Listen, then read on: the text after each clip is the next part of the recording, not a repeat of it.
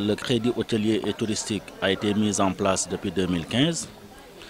C'était une volonté du président de la République, son Excellence Macky Sall, d'accompagner les acteurs du tourisme suite aux différentes difficultés dont ils ont été confrontés. Aujourd'hui, on a le plaisir d'annoncer le financement de 39 établissements d'hébergement touristique, mais aussi d'agences de voyage, donc sur l'ensemble du territoire national, estimé à 2,5 milliards. Et ça concerne toutes les régions du Sénégal. Donc les 6 pôles touristiques du Sénégal sont concernés par ces financements.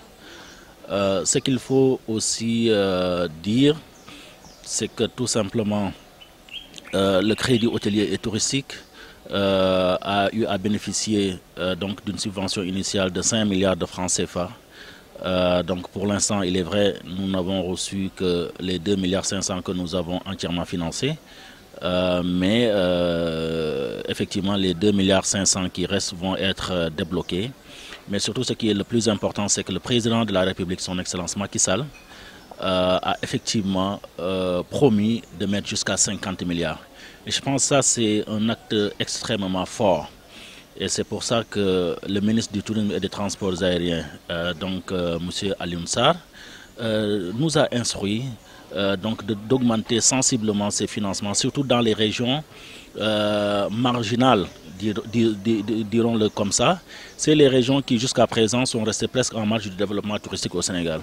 Il s'agit par exemple des régions du Sénégal oriental, de la région nord, notamment les zones comme Matam, Louga, etc. etc. Donc nous sommes d'arrache-pied pour effectivement tout faire pour augmenter le taux de financement dans ces régions, parce que c'est extrêmement important, mais surtout le ministre nous a instruit de financer ces petites structures, ces PME sénégalaises, qui sont la locomotive du développement du Sénégal, comme dans les autres secteurs. Hein.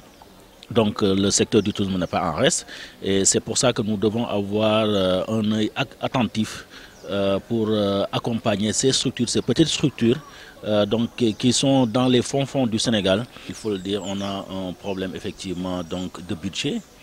Donc on a 1 milliard cette année, on a déjà reçu les 500 millions.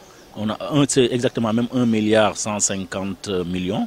Donc on a reçu les 505 millions. Et donc nous attendons les 645 millions qui vont nous permettre effectivement de continuer le financement. Mais ce qu'il faut dire, c'est que l'activité du crédit hôtelier ne s'arrête pas, parce qu'il y a tout le temps des nouvelles demandes qui sont enregistrées et nous continuons à traiter ces demandes. Parce que ce qu'il faut dire, c'est qu'il y a un processus.